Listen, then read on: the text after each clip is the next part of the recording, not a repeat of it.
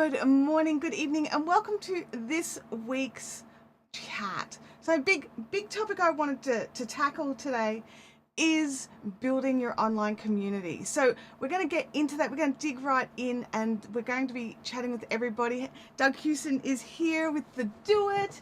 Good morning, Doug. How are you going? I should preface this with I can't hear out of one of my ears right now. It is making things a little bit weird.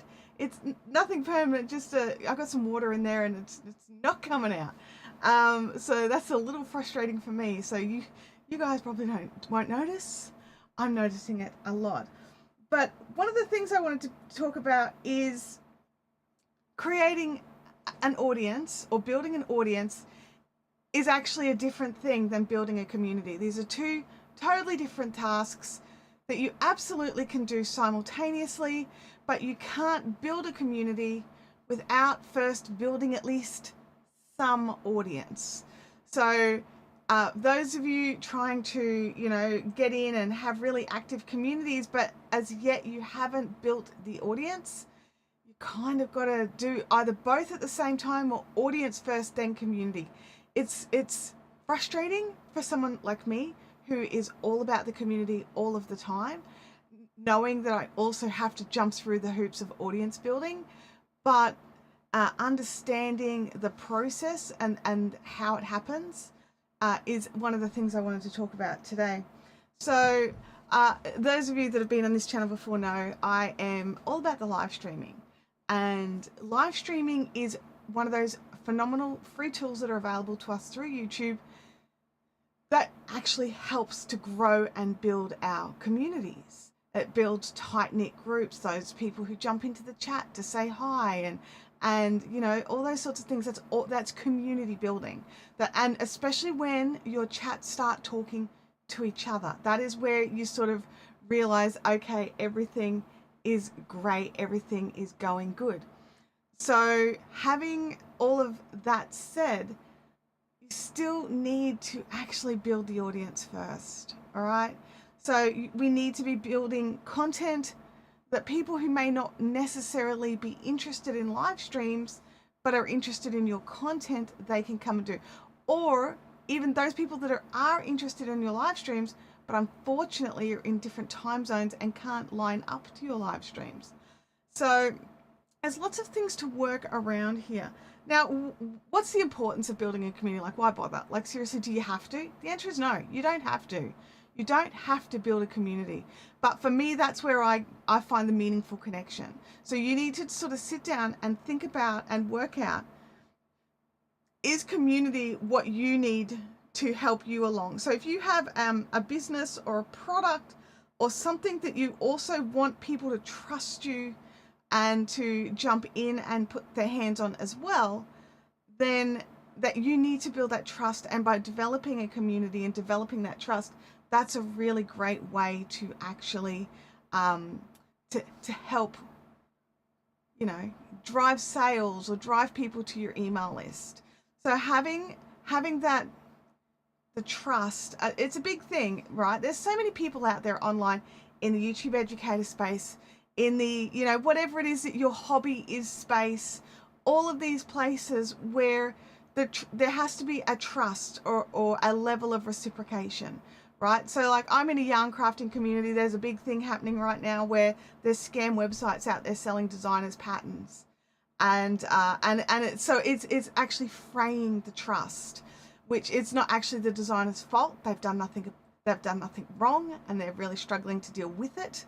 And like in our YouTube community, Liron Segev put out this morning that there's an email going out from Samsung that is it's not actually from Samsung. Sorry, I should rephrase it. There's an email going out that looks like it's from Samsung and it looks really legitimate. It's not. It's really bad. So go and follow Liron Segev on his socials so you can find out more about that. It's a really important video to go and watch. But so the trust between people and Samsung is being frayed, not by anything Samsung did, but just by this thing. So building the trust of our communities is really important, and making sure that our communities are following us in more than one place, or our audience is following us in more than one place. Because you know, if say if you are a Samsung customer and the only way you get any information, well, not so much a Samsung customer, a Samsung influencer, the only way you get any information from Samsung is via email. Right now, you've got an email in your inbox that is not legitimate. You know, so if you don't follow them on any other social media, you can't see the warnings. You can't see any of that sort of stuff.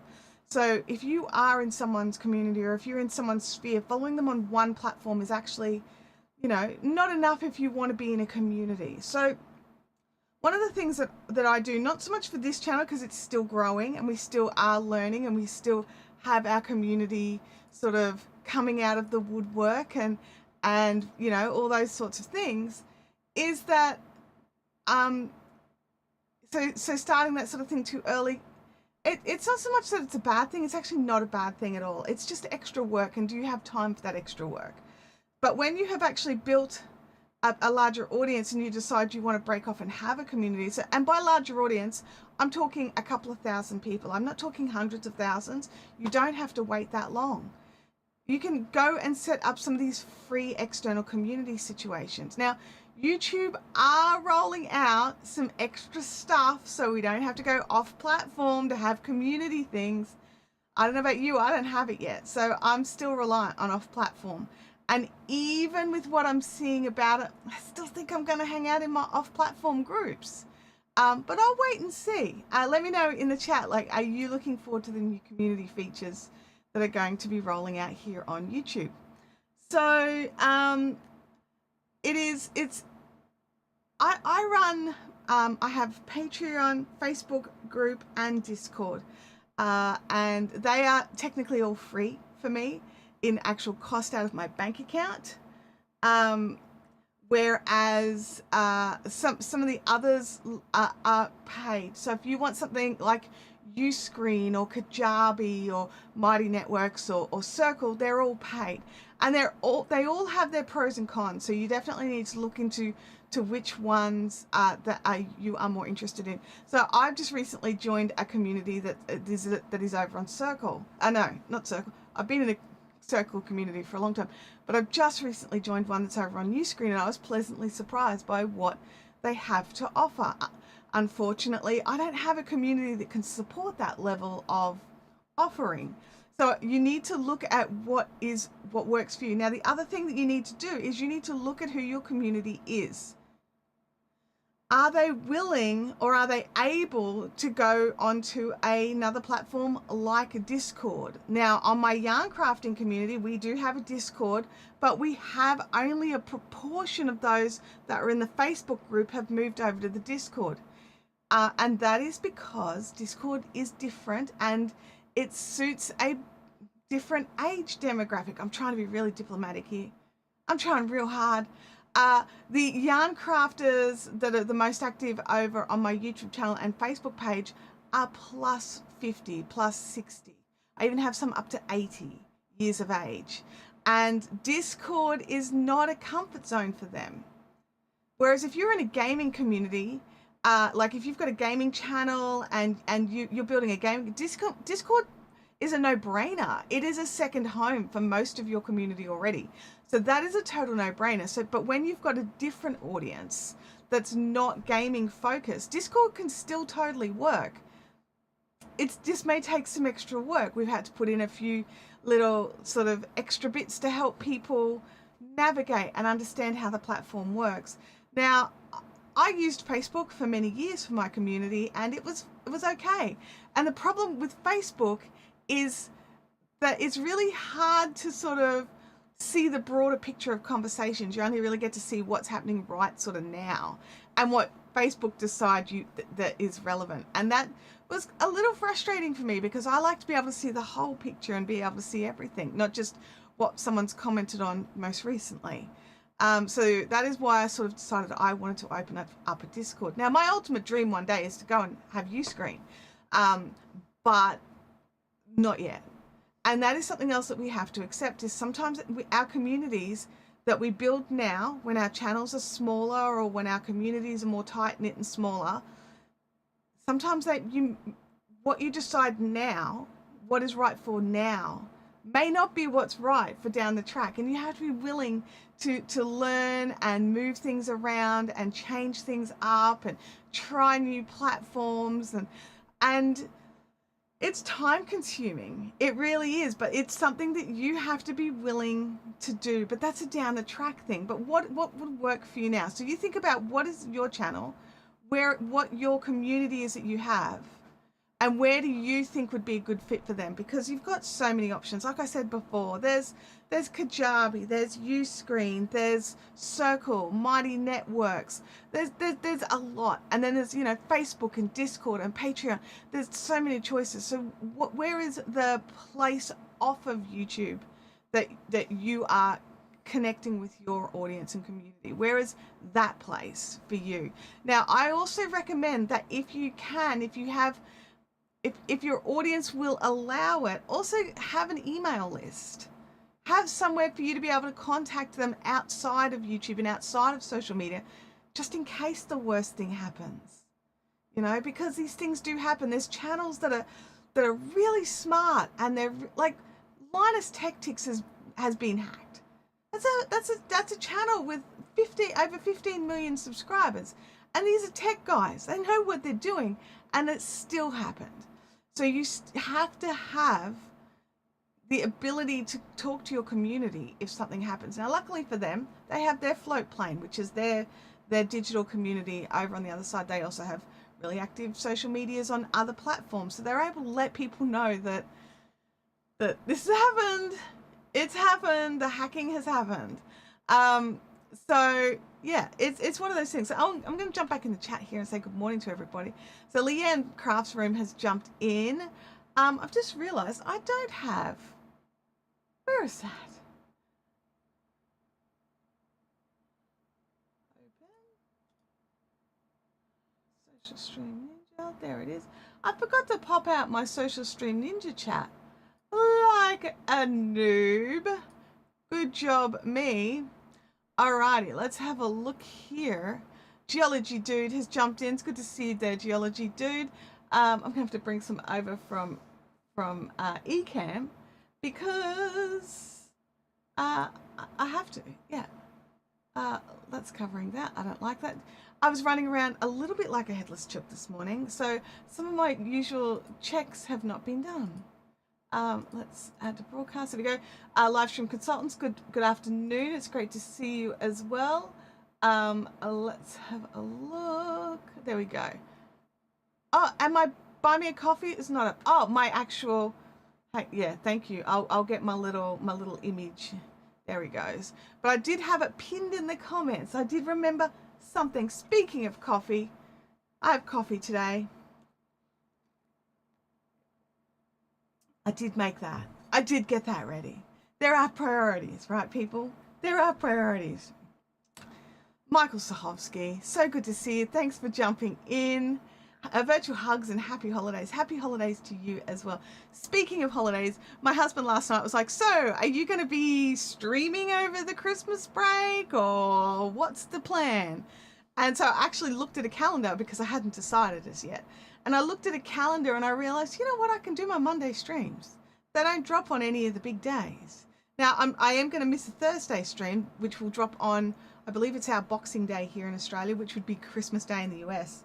And so I won't be streaming that day, but all our Mondays is going to keep happening. And we might just have some fun on our like that limbo week.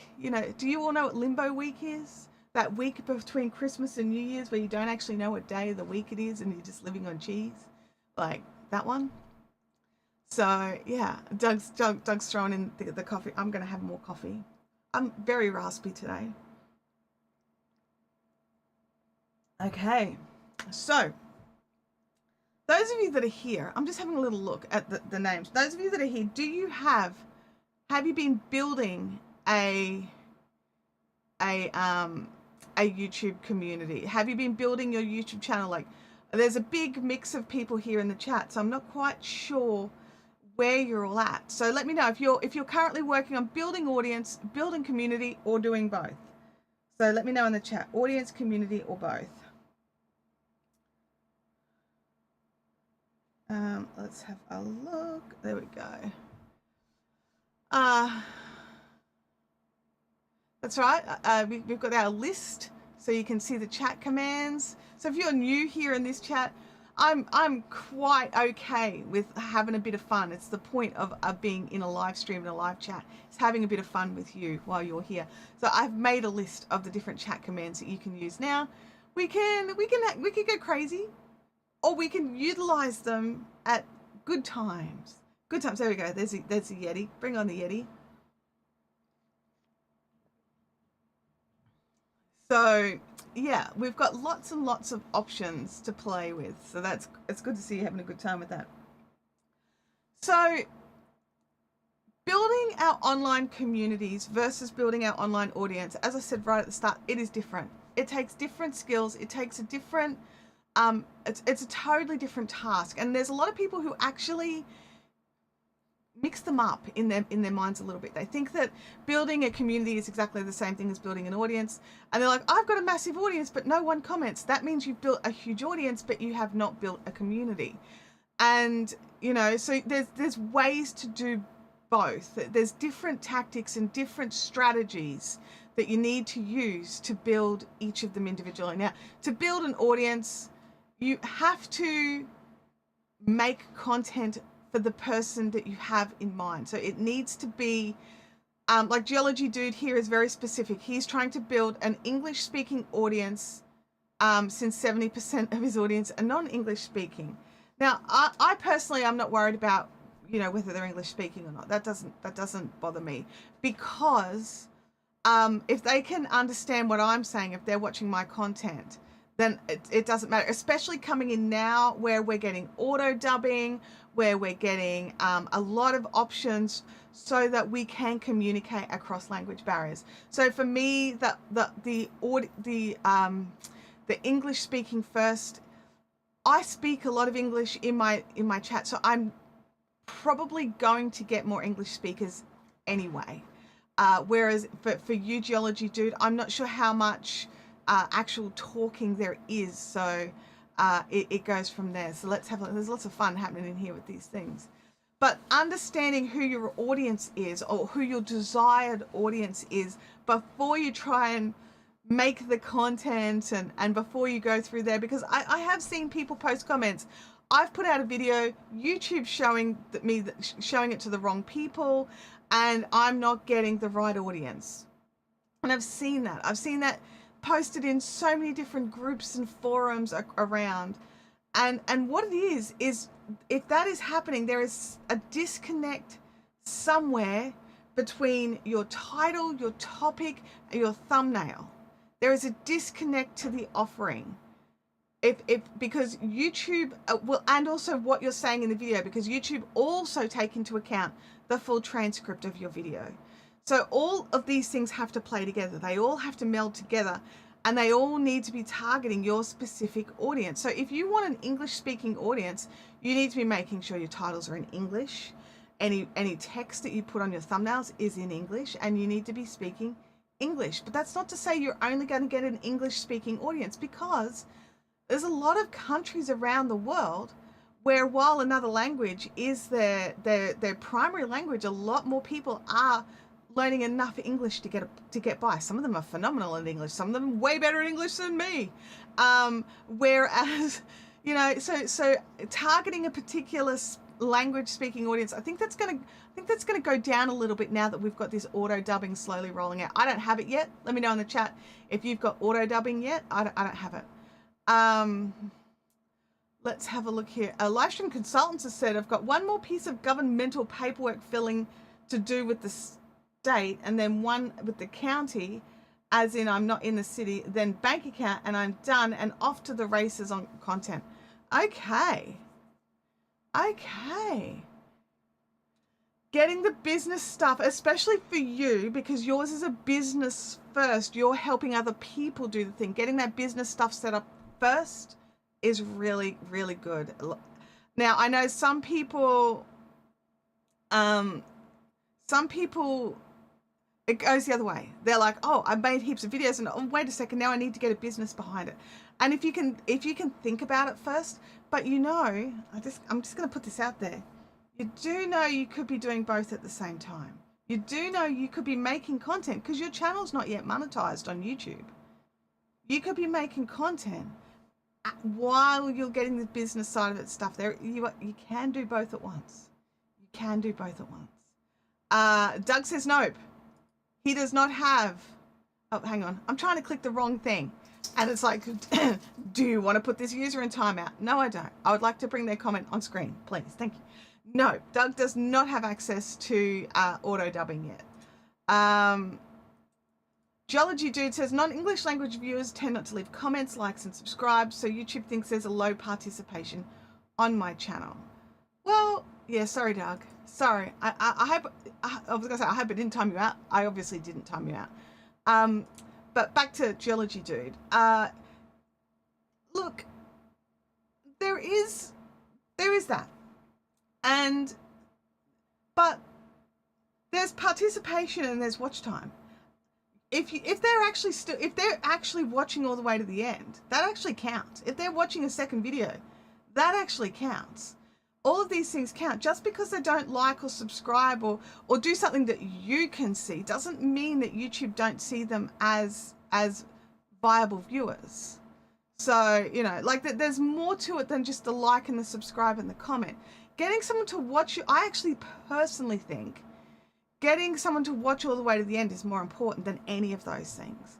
Getting somebody through the content and you helping them with whatever it is that you're helping them with, or entertaining them, or whatever it is that you do on your channel, getting to that looking at that watch time is actually probably more important to me. Now, a big mix of all of them would be beautiful.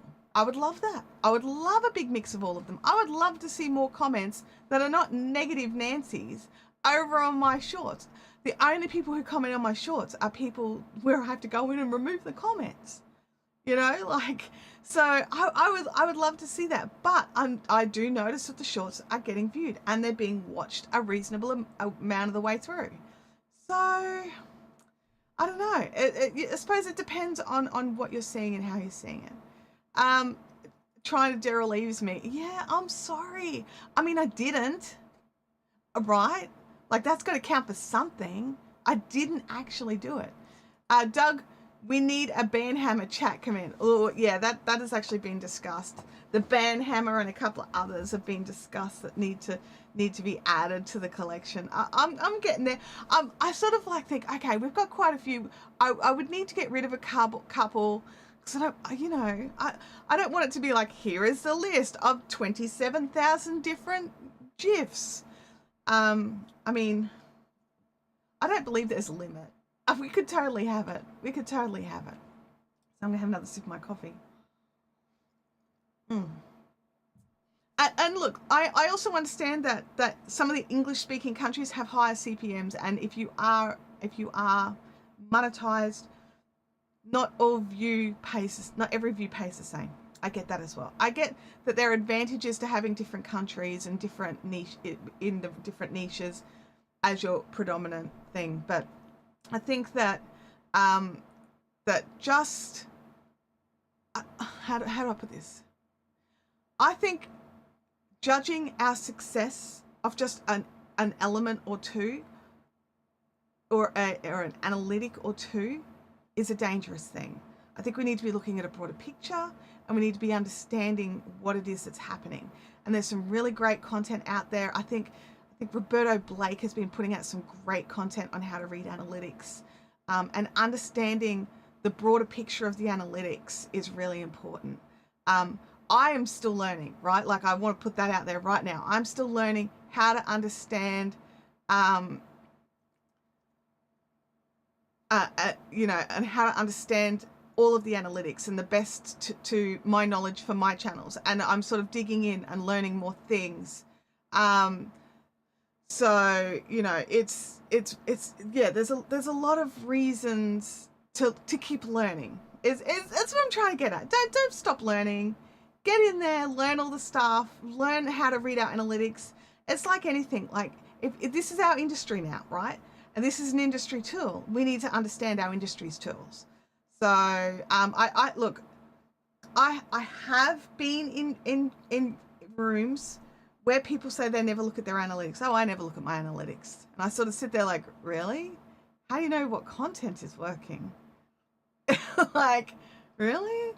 And different people, like, for them it doesn't matter. Their joy comes from actually making the content and uploading it, and that's it. Move on to the next thing. They don't even worry about it. It's not even on their radar. But for me personally, I really like to know what's working so I can make more of that for people. So I tend to look at my analytics, but I do try very carefully to not get into the hyper-analytica world, as our friend of the channel, Russell, he will say, he calls it hyper-analytica, where you get stuck analyzing your analytics more than making content. So there's a balance. Let's have a look here in the chat. There's some more comments coming in. That brings up the question, is there a limit on chat comments? I don't know. I honestly don't know if there is. I don't know. Geology Dude says, true, they do watch my videos, but many of them are from countries that prohibit access to YouTube. So they use a VPN to bypass internet blockages. I get it. Yeah, I do understand. So Geology Dude, how is it? What are you doing in your next batches of content? What is it that you're doing in your content to encourage a more English-speaking content, English-speaking viewers, and those that are and encourage comments? What are you doing or what is your goal for that?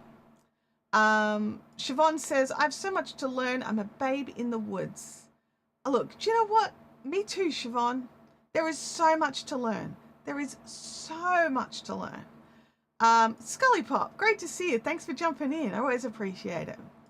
Livestream Consultant says, I am 62 and I never stop learning. That's why this YouTube thing has such a draw for me. It's a new techie thing to continue learning and to keep the brain matter between the ears sharp. It does. Thanks, Doug. I appreciate that. Definitely squirrel time. But yeah, and this is the thing. YouTube is constantly changing. It is an ever-moving landscape. Sometimes we're like, oh, we're just reaching our sort of this goal, and then we realize, hang on a second, that goal doesn't do what I thought it did anymore. I actually need to, all right, let's move on to the next one, and then keep going, right?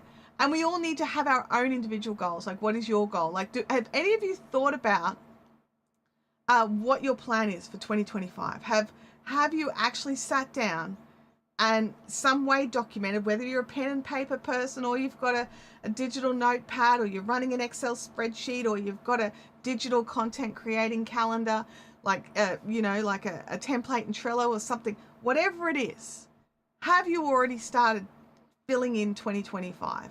Have you put in your broad strokes, your big sort of, quarterly or whatever it is, earmark points for your 2025? Let me know in the chat.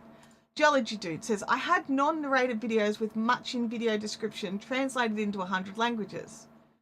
Now I'm narrating more and using more local USA topics in my niche. See, look, this is the thing. It looked like the 100 languages, it looked like you were trying to build an audience, a multinational audience of 100 languages.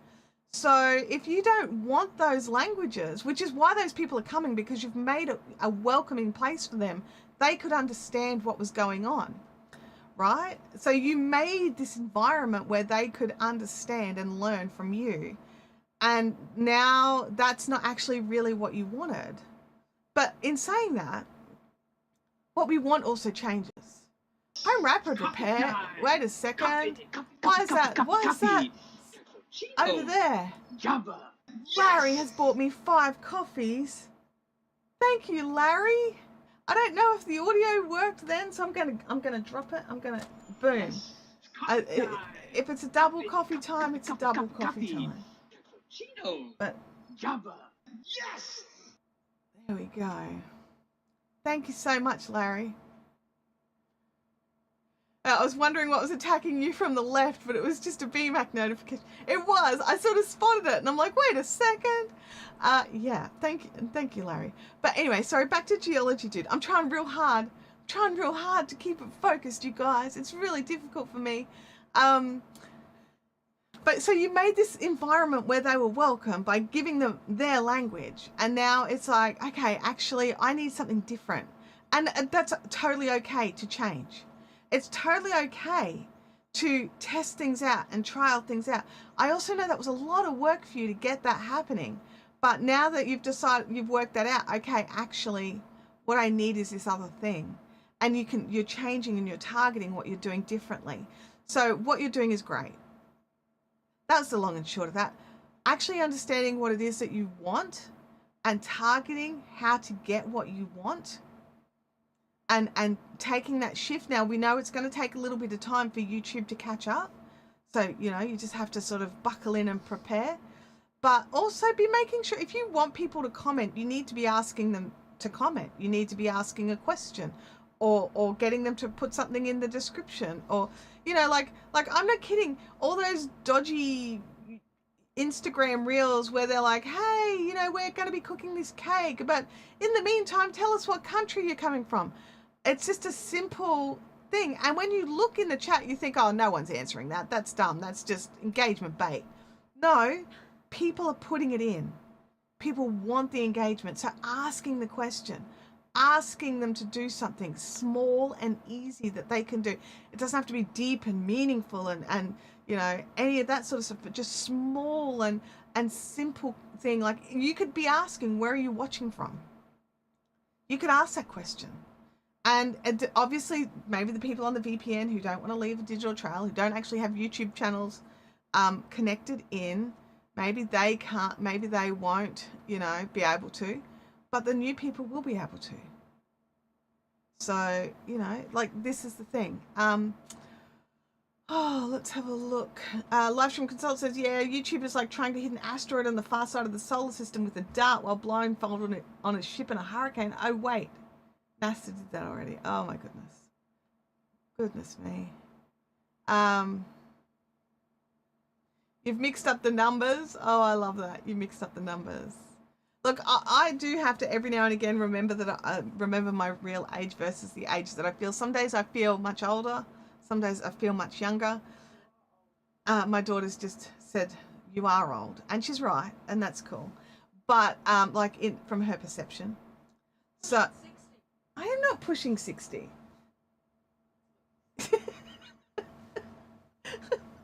Anyway, sidetracked. Well, I'll have a coffee for a second. So getting people to comment, that's a really great way to start the community building within YouTube itself. Getting those conversations happening. Like right now you've got you guys here in the chat are chatting with each other. And I love that. Every time I see one of you tag one of the others, it makes me have a little smile on the inside. I may not be smiling on the outside. I've been editing some shorts of myself. It seems like I talk with a very like serious face a lot of the time, but really I'm smiling on the inside. So I'm trying real hard to smile on the outside as well. So I've got notes here and I've got an email that popped up over the top of them, and I want to make sure I don't miss anything. All right. So the first point, if you want to build a community online, is you actually need to define who you want your community to be, and you need to be real specific. So Geology Dude, he has done this. He has defined who he wants his audience to be, and he's been really specific. He has done this, and we all need to do this. We all need to sit down. So you'll be seeing like, you know, like you've got Kevin Colby's putting out some fantastic content, as is Brian G. Johnson, about being a creator over 40. So that's a really specific thing, not just being a creator, but adding an age thing in as well. So being a creator over 40, being very specific. You'll see, you know, content, you know, stay-at-home mums or homesteaders or, you know, things like this. You've got all these very specific words in the titles, and it is targeting a specific audience so that they know, oh yeah, that video is for me. So that's the first step, is to make sure that you're building the audience of the people that you want by being very specific in your targeting, making thumbnails that specific audience are going to resonate with, you know. So and look, I number one, admitted here, I am not good at thumbnails, right? I also struggle with titles. but I know they need to get better, and I'm trying to learn, and I'm utilizing tools like Creative Fuel, like Chat GPT, although I really don't like how Chat GPT does theirs, but it gives me some ideas and it gives me some different changes. So it makes it so you've got these tools behind you to help you do the things that you want to do. So you can throw into ChatGPT, this is my desired audience, what is the best title for this script, and drop your script in, and it'll give you a list of titles. And I don't recommend using any of them as is. I don't like, and the second you look on YouTube, when people have just cut and paste from ChatGPT. You know it. You look at it and you go, So look at what ChatGPT has offered you, excuse me, and then rework it. Just give it a little bit of your own polish. Maybe change some of the words around. Get rid of the colon in the middle. Like, seriously, get rid of it. There's no need for it. Let's have a look here. Geology Dude says 40% of my viewers that use the VPN because I can't track anywhere 40% of my audience comes from. They are invisible elephant in my viewer room. Well, they are, but they're still viewing. That's the thing. And I know you want more engagement. You want to see people commenting and chatting, and you want to see that. And as you get monetized, you want them to be logged in, because then you can track the ads easier, things like that. I do get it. I do understand. Livestream Consultant says, my grandkids always say when they see me, hey, old man, it's done tongue in cheek, because they are constantly amazed at all the things I know how to do. And that's the thing. You got some life behind you. I don't know if my daughter's amazed at all the things that I can do. I think she gets annoyed. But every now and again, I can see that she's just a little bit surprised. So I'm okay with that. Geology Dude says, if you have a higher level VidCure TubeBuddy, they allow hundreds of quick translations per week for captions, titles, and descriptions. Oh, there you go. So it wasn't actually as difficult as I thought for you to have all of that thing. But see, and this is another point which I will just touch on because it's not really relevant today, but having access to all of these different tools, right, that these different softwares give us, they're a good thing, right? They are a good thing. Having access to the tools, good, big thumbs up. Understanding where to draw the line for when you're utilizing those different tools to target your specific audience. So like, just because it can do hundreds of languages, maybe you should have stuck with, say, 2 or 3. So, like what are the most active languages that allow YouTube? So like, like Brazil, like, so have Spanish, have English, and then have French. There's some of the most top speaking languages. Just bear with me, guys, for 1 second. Hey, Ab.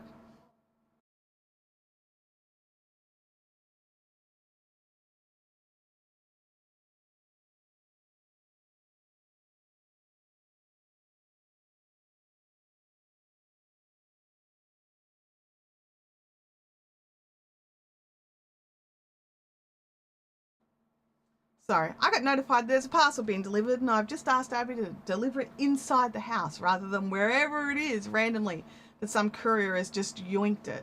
I've watched plenty of couriers pull up to my front driveway and literally whoosh, just throw it over the fence. And I'm like, I really hope they packed that well, because that was breakable. But yeah. Oh, thank you, honey. Let's have a look here. Livestream Consultants says, between that and the cigar smell, they associate me with making long-lasting memories.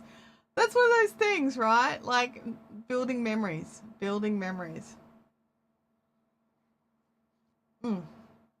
So, next on my list. So we need to research our audience, understand our target audience, and target them, right? And by target them, I don't mean scammy, spammy stuff. I never mean that. I mean write thumbnails and choose topics, write thumbnails, design thumbnails, choose topics, and write videos that are going to resonate with your desired audience. So you need to research them and understand them, and understand the broader picture of them as well.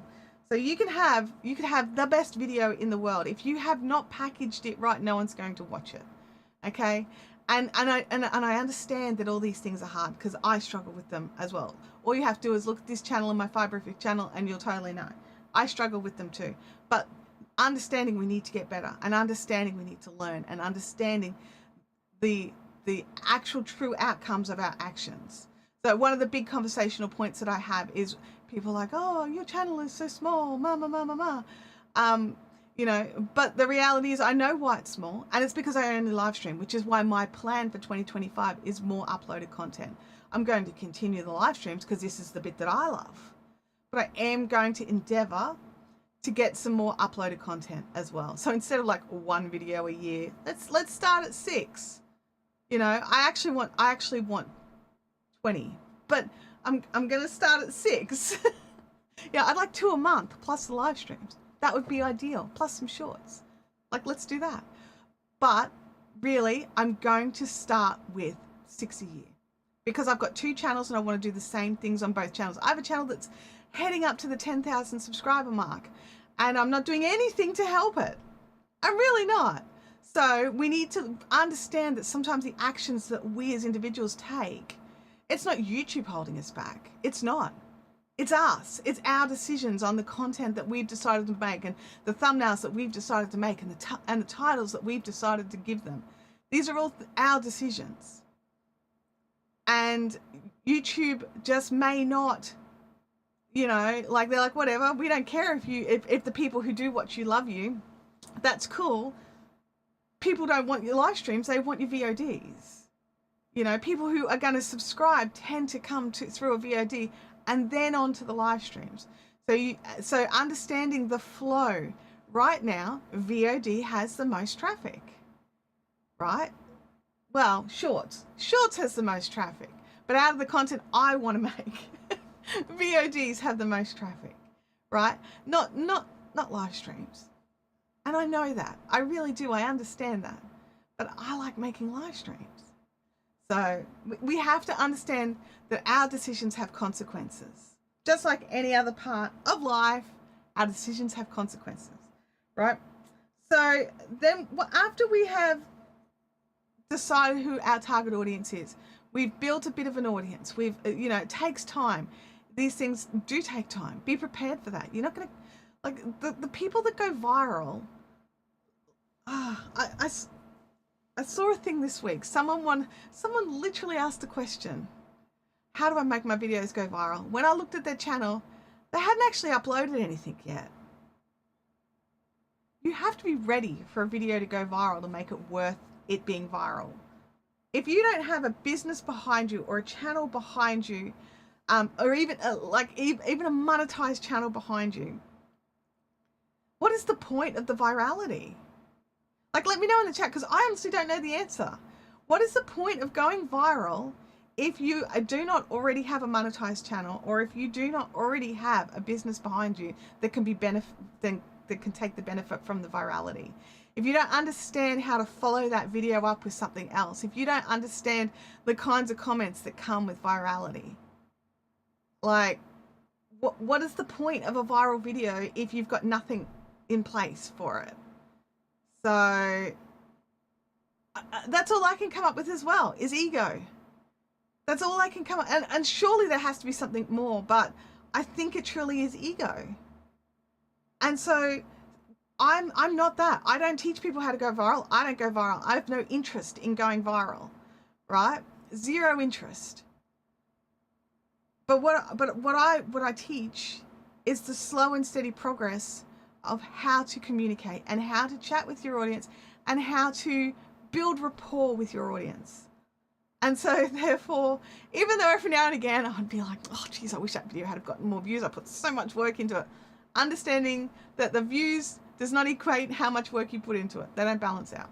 Anyway, build and fix with Mooney says, make a great video. Yes, you do need to be ready. For me, going viral was proof of practice for me. So did you go viral, build and fix with Mooney? Also, what is your definition of virality? Because that also is different. This person I was talking to wanted millions of views. Straight up. They were just like, I want over 1 million views on this video. And I'm like, what video? they're like, on my first video that I make. There's no point in me making any videos unless they're getting 1 million views. So I also understand different people have different definitions of virality. It may motivate them to fight another day. It may well do. It may well do. Live stream consultants, I'm looking forward to using it in this niche for sure. English speaking is only 13% of the world, but 66% of the top 250 YouTube channels are English. Okay, good stats, good stats. Rapid Pair says, I only want to build a long, steady business. Slow and steady is awesome. Geology Dude says, there's too much hype about going viral. Yes, it's ego, but also hype of instant success and fame.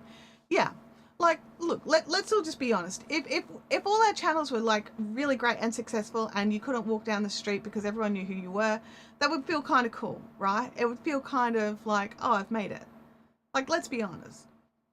I personally would not like that.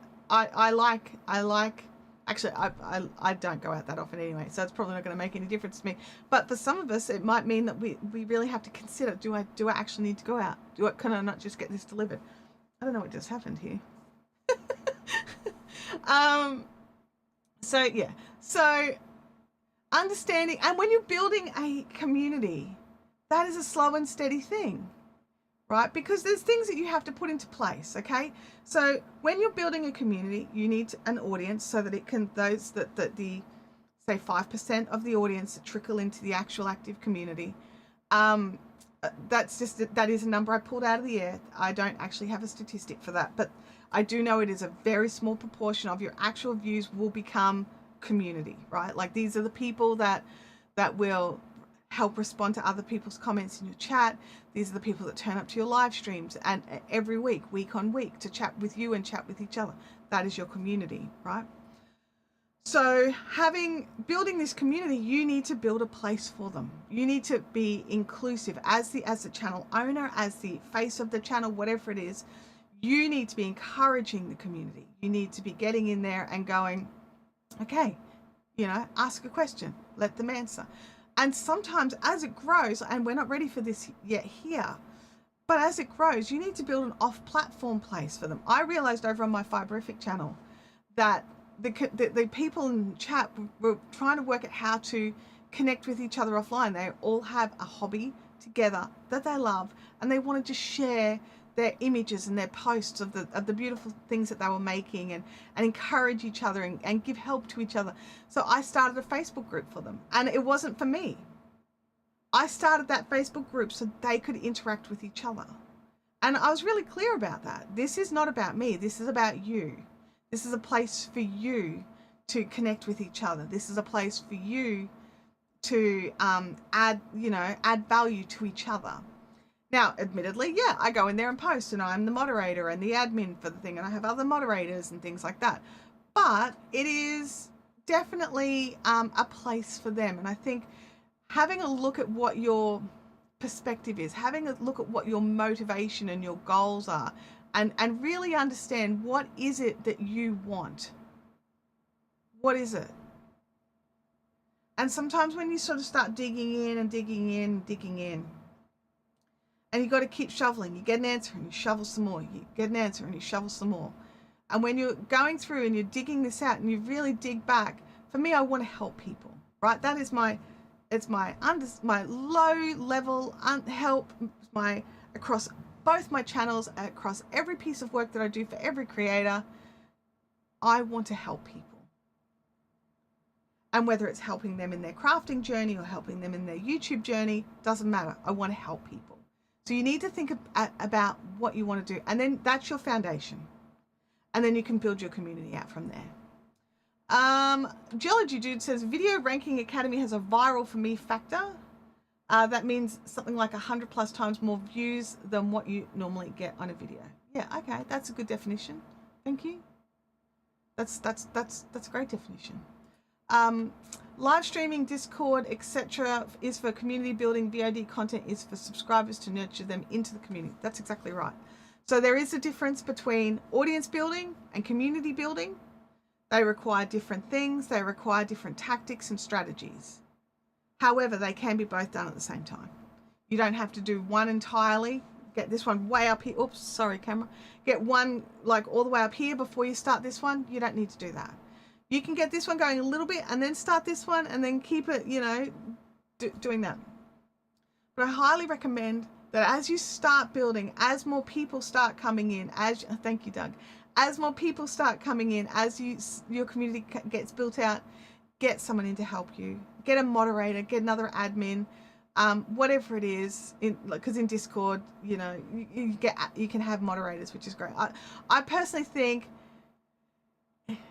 if you've got the distinction between owner and admin, you could get an admin. If there's no distinction between owner and admin, never make somebody else an admin. Just bring them in as moderators or something like that. Because there's always a risk. It's a risk. And I will hydrate. I mean, I don't have my water here. Like that's, I thought it was in here. It's not in here. So I'll wet my whistle with some coffee. Siobhan says, as an everyday human, I do find it difficult to make it to the live, so replay is my world. Today is an anomaly in the matrix. It's a 41-degree day, and I'm installed under the air conditioner, and that's 41 degrees Celsius. So what does that equal in Fahrenheit? So 41 C, oh, that's just one. Try again. 41 C to F. 105.8. It's hot. It's really hot for Siobhan. It's not that hot here. I mean, admittedly, the aircons are on. I don't even know what the temperature is. My husband put the aircon on before he left for work, and I'm just like, righto, cool. It is 30 here. It is 30, which is, what is that? Also, we have got crazy humidity. It is 86. But it is crazy humidity, and it keeps raining. So, yeah. Siobhan says the community side is so important as a viewer. Yeah, so Siobhan is active in the Fibrific community over on my other channel. And Siobhan is a channel member and is over in our Discord and active over there posting as well. So I really love that Siobhan is here from the perspective of somebody who is not a creator, but a community member. And I love that we're getting to see both sides of this. So, and you know, I understand that sometimes it's hard to get in and watch the live streams while they're live. But if especially on a channel like this one, where there's not much else other than live streams, those replay views are really important. And, you know, which is hilarious because I don't make my live streams for the replay. I never do. I make them for you because you're here. That sounds like a kind of desert temperatures when it's summer here. It's been in the minus C's here overnight for the last week. Well, it's summer here. So that's the thing, like remembering that it's, you know, Australia, but you know, we're on the other side of the world. It is our summer. And this is a real true point. In Seattle, people start to melt at 25 degrees. It's a real, it is a real thing that 25 degrees here in Brisbane, like we go, oh my gosh, that's so lovely and cool. In the UK, it's a heat wave. You know what I mean? Like, so different parts of the world, the exact same temperature means different things because they've got a different temperatures around it as their normal. So anyway, we could keep, I love weather. We could keep talking about weather, but we're not going to. We're gonna circle back. I'm trying hard. Let's circle back. We'll circle back to community. All right. So once we're actually slowly starting to build our community, then you need to start deciding where you want to take them off platform, where it is that you want to take them. Now, I would love to say, hey, YouTube's got this thing and it's so cool and it's so good, so you don't have to take them anywhere. I haven't seen it. Have you seen it? I haven't seen it. I can't suggest it yet. I don't know.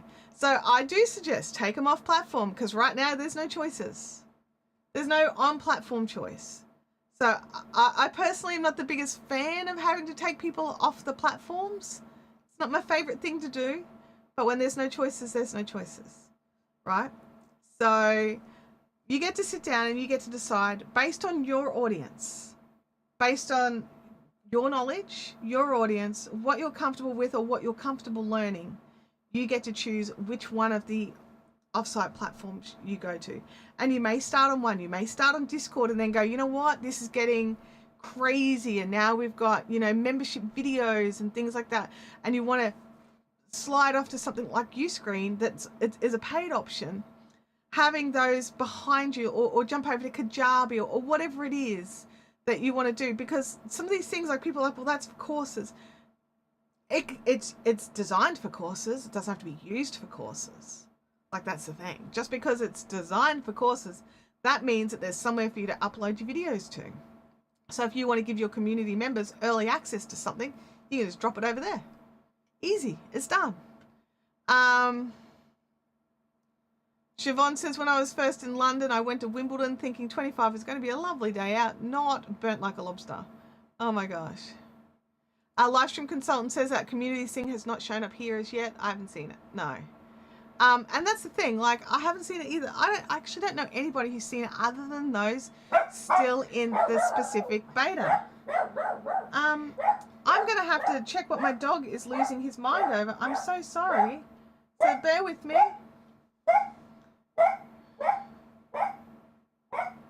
And be right back is not working.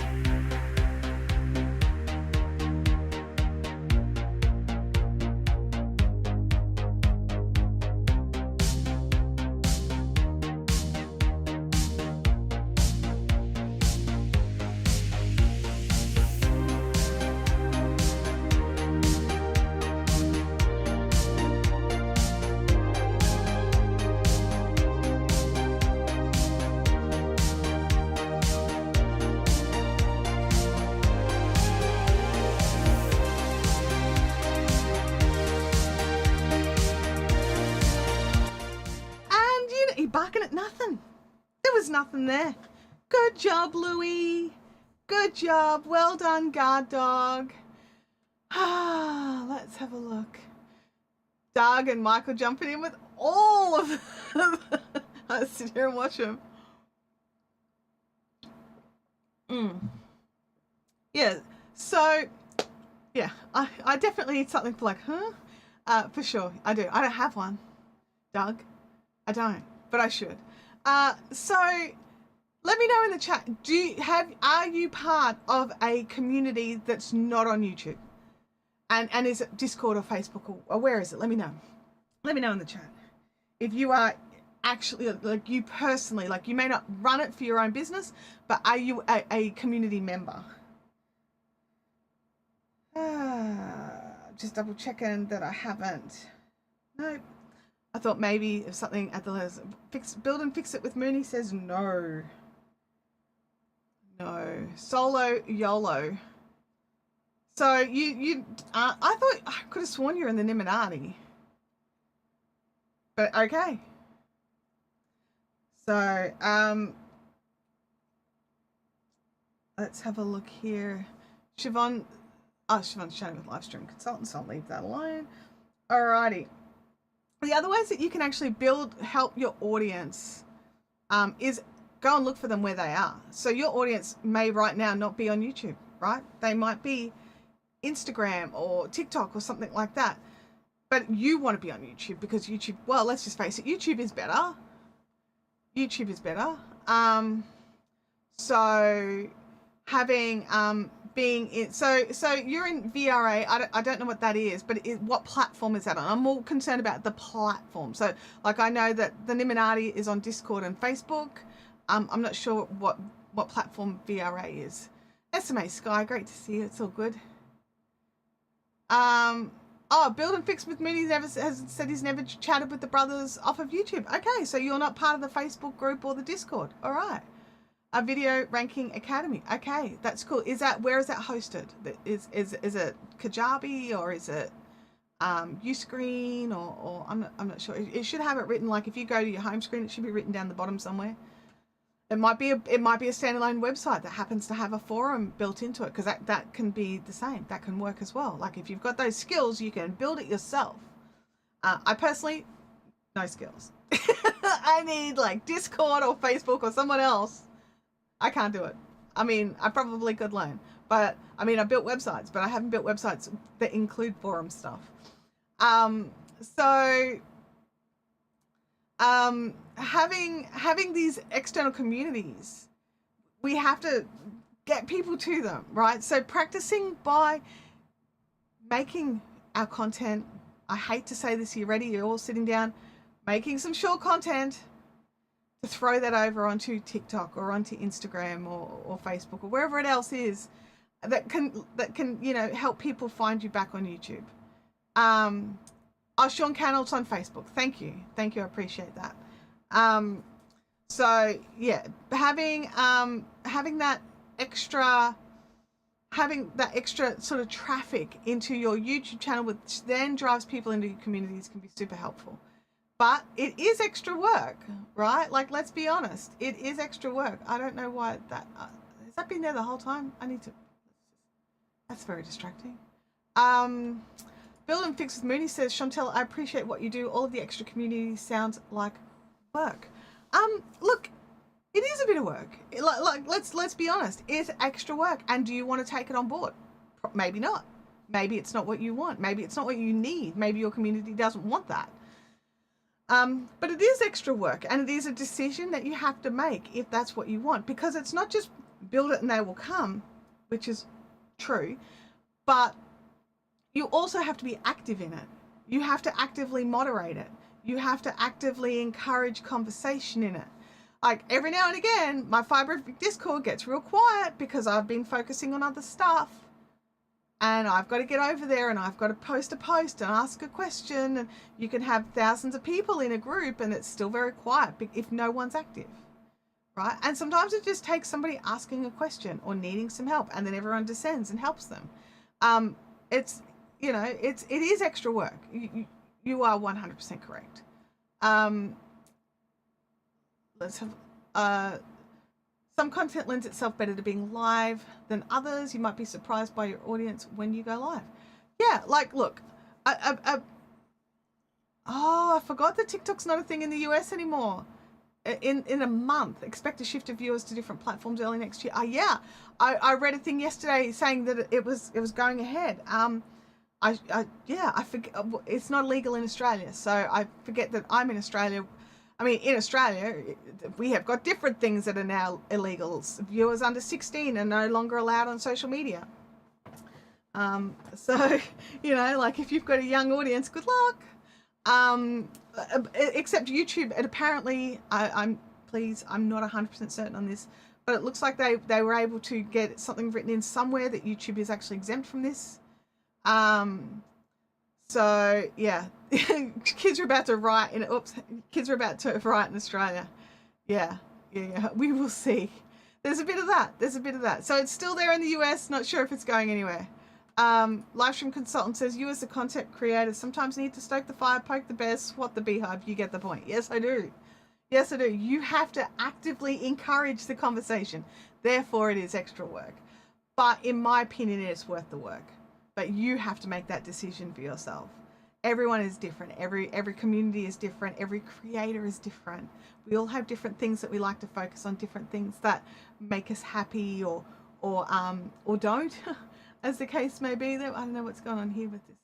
Anyway, all these different things. We have to understand what the different things that we personally are deal breakers for us. And you know what? Building a community, that may not be your goal. It just may not be. You might just want to build an audience on YouTube, and I've seen channels that for no other reason, and they don't want to deal with it, turn their comments off. They don't want the comments. They don't want to deal with them. They don't want to moderate them. They don't want to read them. They just turn them off. They're not turned off by YouTube. They've been turned off by the creator. So different people have a different desire or different need for what they get out of YouTube. So you need to work out what it is that your desire and your need is to get out of YouTube. And then make a plan and make a path towards that goal. Build and Fix with Mooney says, Merry Christmas, Doug and Chantelle from Palm Springs, California. Thank you. Merry Christmas to you as well, Build and Fix with Mooney.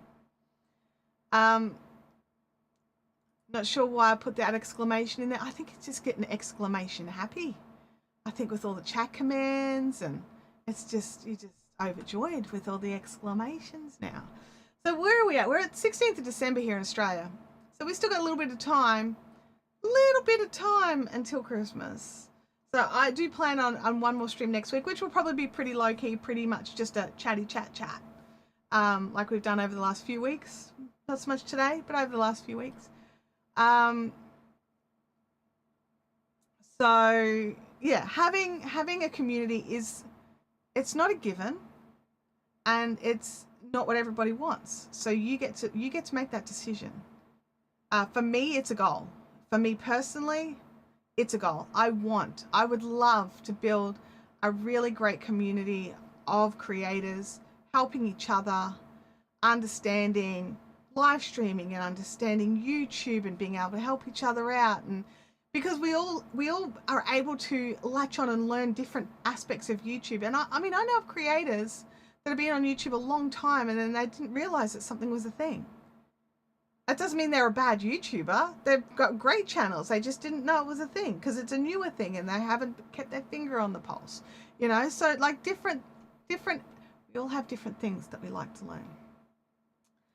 So do you have any questions for me? Let me know in the chat while I have a sip of my coffee.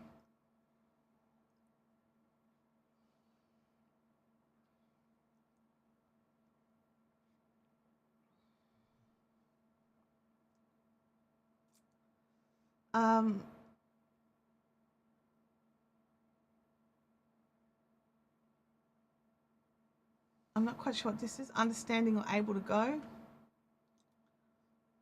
I don't know what that is. Is the house decorated for the holidays? No. This room has more decorations than the rest of my house. In saying that, our external is decorated. We have all our lights out. Everything's up. That's all done. The tree is out. We're letting the cat attack the tree, which she is. Tibbles is over it. He's 18. He's like, whatever, the tree's out again. Cool. Macy's like, oh my God, there's a tree in the house. So we're letting her have some time with the tree, and then we'll decorate it before she tries to eat the tinsel. But yeah, that's where we're at. It's just purely been a case of we've just been really busy, and normally my daughter does the tree. It's been a tradition that her and one of her friends who comes over, and this is the first year they haven't done it together, so I think she's a little less inspired. But yeah, it'll get done. It'll be done before the 25th. In European countries, a lot of the decorations don't go up till Christmas Eve. So, and the kids wake up to the house dripping with decorations. So, I don't feel I'm too far behind. Go all in on the, you need, oh no, look, they're here. I just forgot to turn them on because do you want me to turn them on? I can turn them on. Hang on. But I don't have them flashing though, because people don't like it when they flash. There we go. Where's your controller? Oh, are you gonna work? There we go. Boom! Christmas lights! Jolly G Dude says, what was the greatest change in YouTube this past year? What do you see as expect the greatest change in 2025? Oh, no, I don't want them flashing because some people can't deal with the flashing lights. Let me see, the biggest change in YouTube this past year, I would say, oh, that's a tough one. That was a lot. The A/B split testing finally being released, that was pretty big. But in saying that, a lot of people aren't using it. So I thought that was really weird. The shorts being changed to longer, that was recently big news. That was some pretty big things. But for 2025, I'm really hoping it's going to come down to the communities. I really think if YouTube can pull in what they need to do to get community, that YouTube communities, how they want it to be, where channel subscribers, because I believe it's subscribers only, can actually post on the community tab and ask questions there that way. I think if they can get that going, I think that would be a fantastic addition to 2025. And understanding that YouTube communities is an opt-in, not an opt-out, so you don't have to have it if you don't want it. Home Rapid Repair says we've used test and compare twice. Don't really like it, honestly. Look, a lot of people don't. A lot of people are disappointed. And then you've got things like the A/B split testing over on TubeBuddy, which isn't just like one metric. It's a huge report of all the metrics that you're given. So like there are a lot of people, like I one of them thought, oh well, this is like no one's going to need TubeBuddy Legend anymore because they're going to get free access to this this YouTube ABC split testing or test and compare. And it's just most people aren't happy with the data that they're given. So, yeah. Um, Good evening. How are you going? Geology Dude says AI. I'd say AI was the greatest change in 2024. This will probably continue into 2025. However, there's some pushback. Look, I think AI is probably it's bigger than just YouTube. I was thinking of YouTube specifically. I think that yes, people. I think oof, I've got mixed feelings about AI. I think using AI as a tool is fantastic. Do it. Time saving, absolutely. Relying on the data it gives you, I wouldn't. I've actually given it data and then it made up its own stuff. Like I'm just like, dude, can you please reference the information I gave you and check that. You know, there was this one thing where it was like I knew the answer to something was 3 and it kept saying 2. And I was just like, are you sure? Oh, actually, yeah, it is 3. So I would not be relying on it. So for like, I also think that there will be an influx. It's already started, but there'll be an influx of lazy channels. I have zero interest in working with people who have lazy channels. And by a lazy channel, I mean they get AI to do everything. And they've set things up so that it basically creates a script, records the script using AI voice, no human face. So there's either no face or a VTuber, and then automatically upload. So there's like no checking, no information. Like everything's automated, and I don't like that. I think YouTube should be about the individual people or the channel or the subject, and I think for the most part there will be channels that are obviously exempt from this in my thinking, but I honestly think that those of us that make the effort to put our face or our voice in our channels, I think we're going to be the ones who build the better communities. That's my feeling. I obviously have deep feelings about using AI. I am all about AI tools for helping me and to getting me better and teaching me things. You know what I mean? Like those sorts of tools, 100% hands down.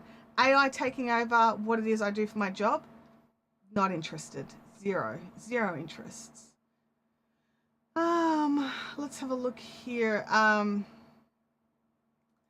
And now that my channel is getting decent comments per day, YouTube AI is making responses so easy it learns my patterns. See, that's a tool. I'm okay with the tools. I did notice the other day, I was like, I needed to respond to something on my yarn crafting channel, and the automated response was actually the perfect response. I was just like, I'll have that. Thanks. Whereas like, you know, it used to just be like, thanks for that. You know, that was one of those things. AI, Siobhan says AI is fake news, a lot more idiots input if I ignore the real info. Oh, look, I think we can't ignore AI. I think those of us on YouTube, oops, come back here. Those of us on YouTube that ignore AI are going to suffer, right? Because if you're not using a tool that's available to you, you are going to, there is going to be things that it's just going to take you longer, you know, and that may not make a difference. It might be fine. But I think there's a difference between using AI as a tool and then using AI to create everything. I think there's a difference. So, yeah. Livestream Consultant says AI is fine as a help to the creation process. The AI only channels will swell, then eventually wither away in favor of us. I agree with that. I agree with that statement.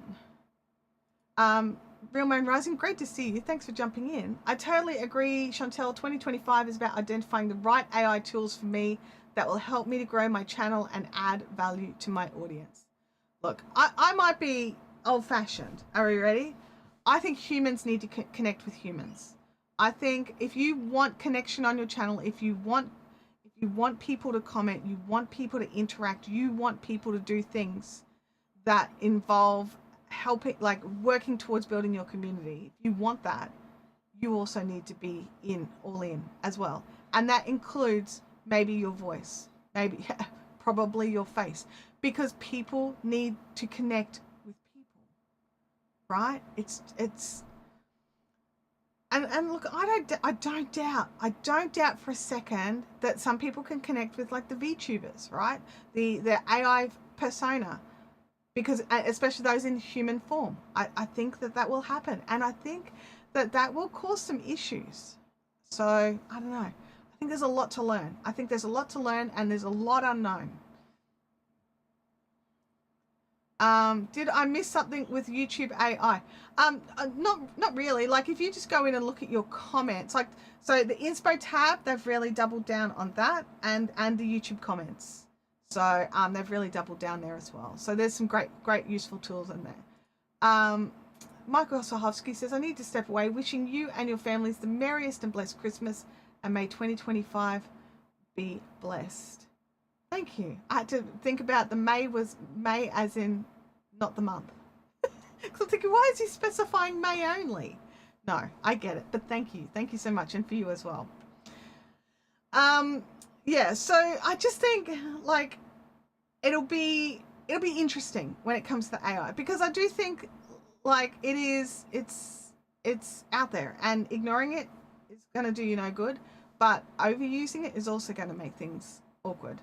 AI has many flaws. The hype is wrong. I find it 30 to 40% of incorrect information, but I chatted with an editor whose channel publishes 100 new AI videos each day. Look, this is the thing. This is the thing.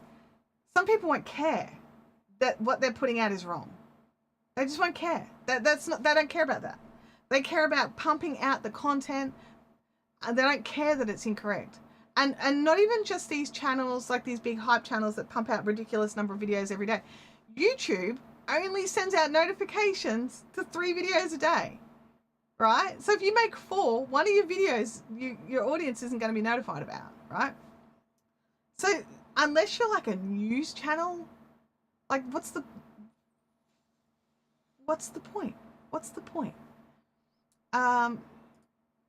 Yes, the comments are better on mobile only that I noticed. Okay, all right. AI is causing a huge competition for impressions on YouTube. I think that I think if you can utilize some great, like I'm not a graphic designer, right? Like if you're a graphic designer, you already got this locked down, right? I'm not a graphic designer. You can tell that by looking at my thumbnails, right? And I do struggle with that side of it, like a lot. I do. I really struggle with that side of it. My dad's a painter and an artist and a sculptor, and my brothers are like really clever with that sort of stuff as well.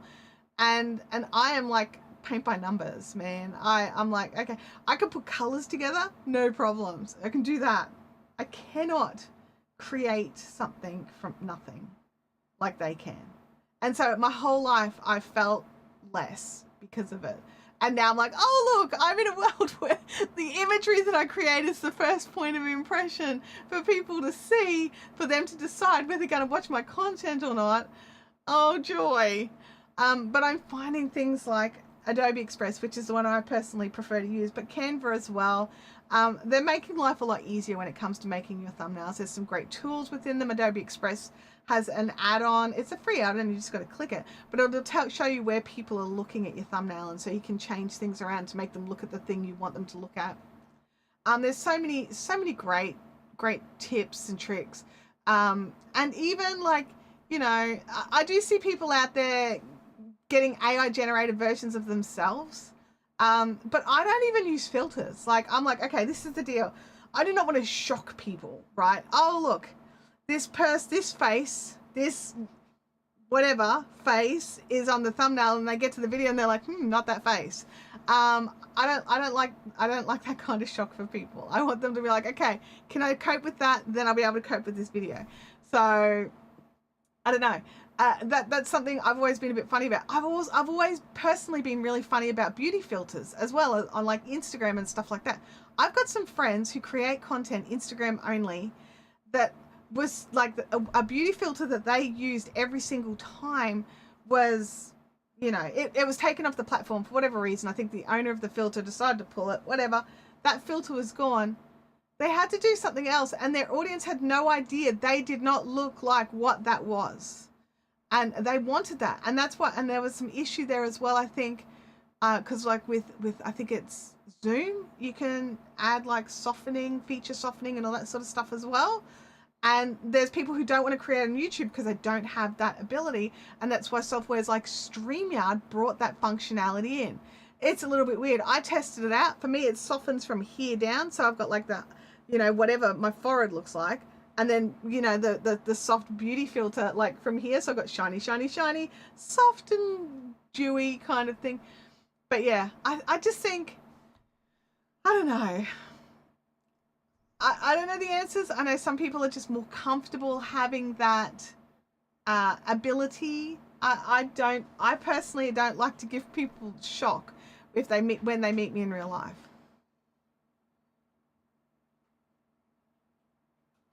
Someone is coming in my front door, so bear with me.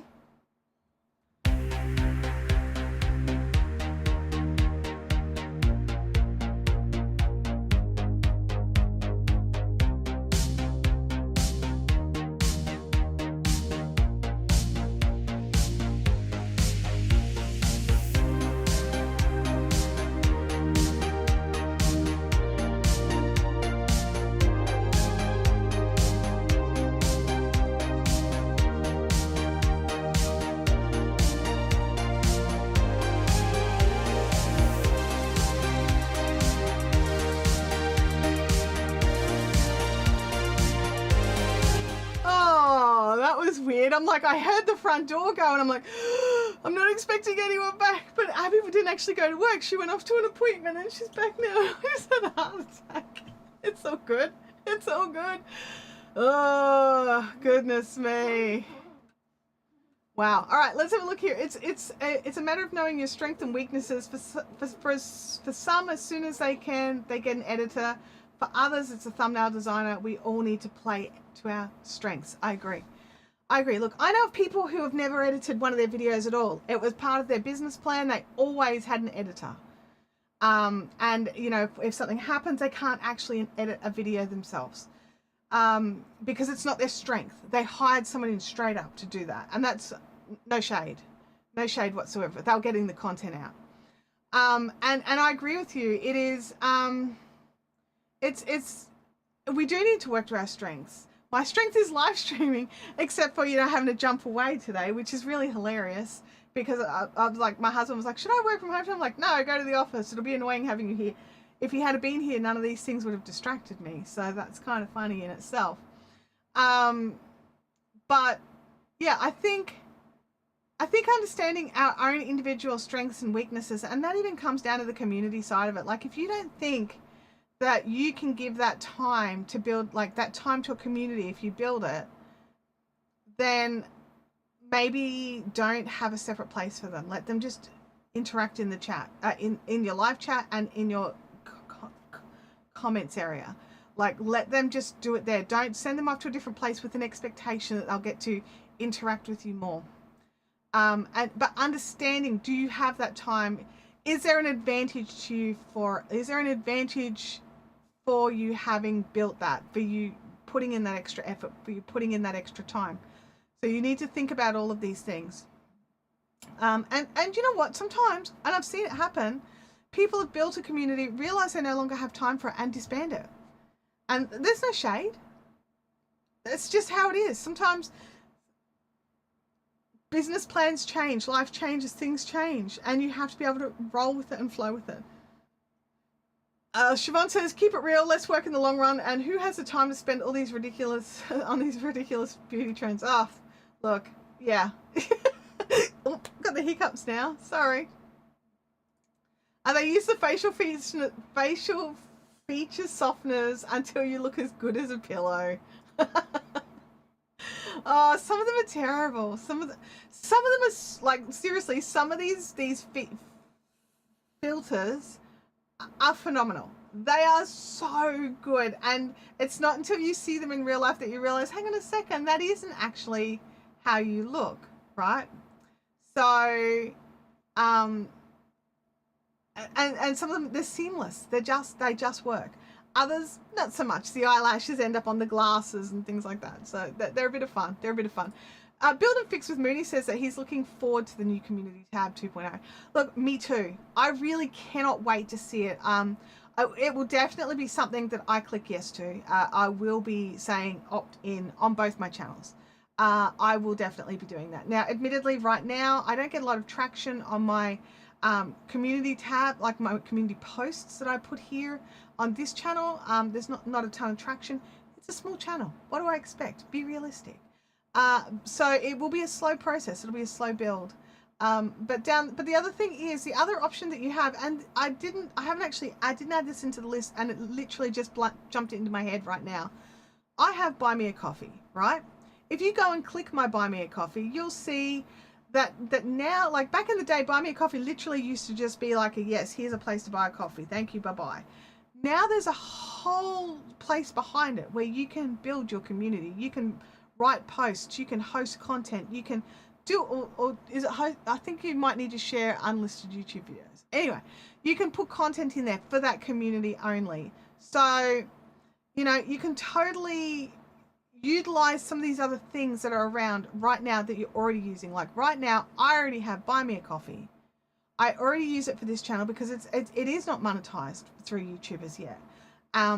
And so the only income I get from it is when you know, like Larry earlier bought me a coffee. Thank you, Larry. I appreciate those coffees. And so having these abilities and having these places to go through and do some of these things gives you choices, gives you options. And some of them, you know, like we know, like I know that Geology Dude has a large audience of people that can't go to YouTube. So maybe he could check out some of these alternative places, Patreon, Buy Me a Coffee, you know, Discord, whatever. See if some of those places are not geo-blocked by their countries. And maybe he could build communities in some of those places if that's something he wants to do. Needs to research it and look into it. But that could be an option there.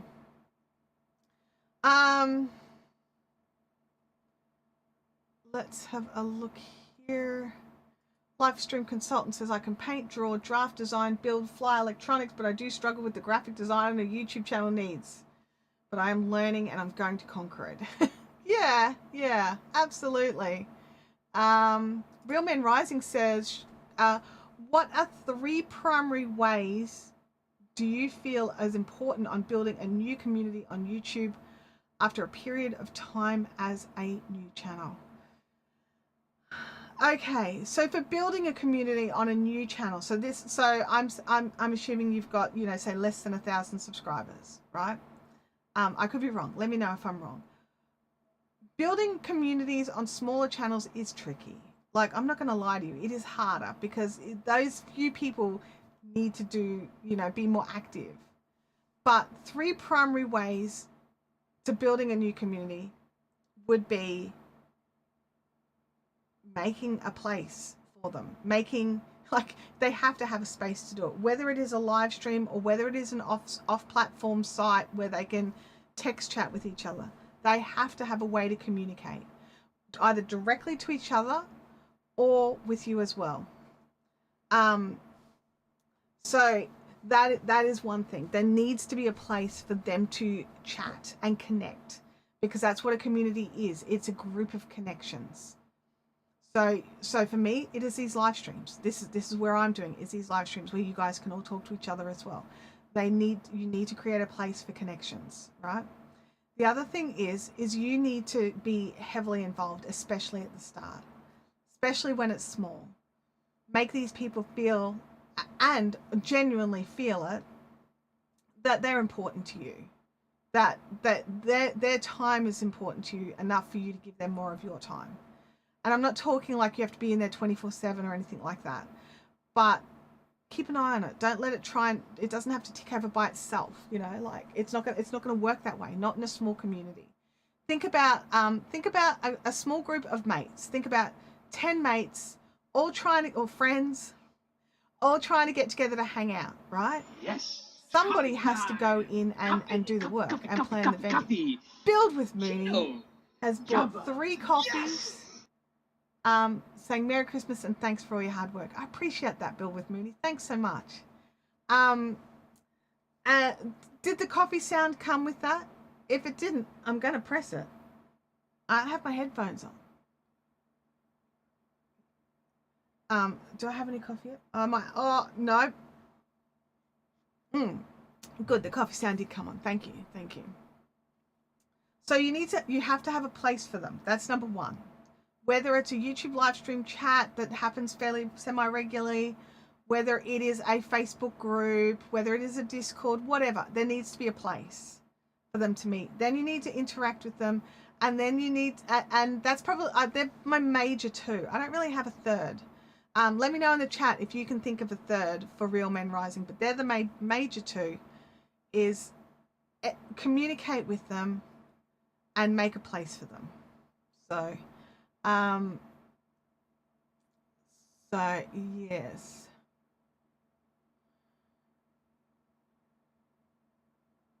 Let's have a look here. No more questions so far. I'll keep. I'm like, I definitely need more liquid, but I'm out of liquid. Just depends on whether I'm Pinky or the rain. Gosh. Let me have a look here.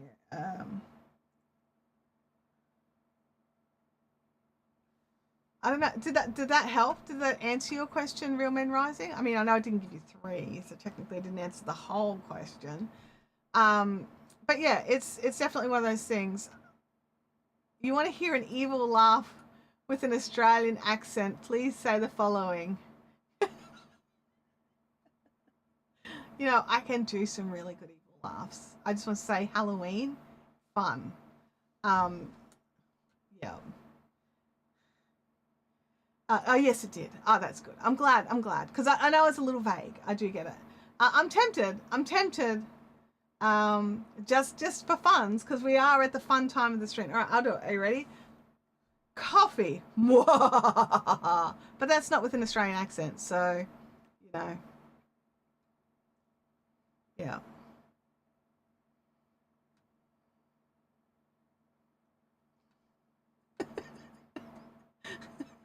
There we go. I went off.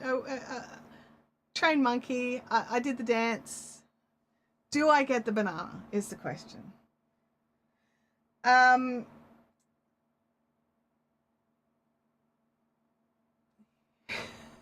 was a bit ludicrous.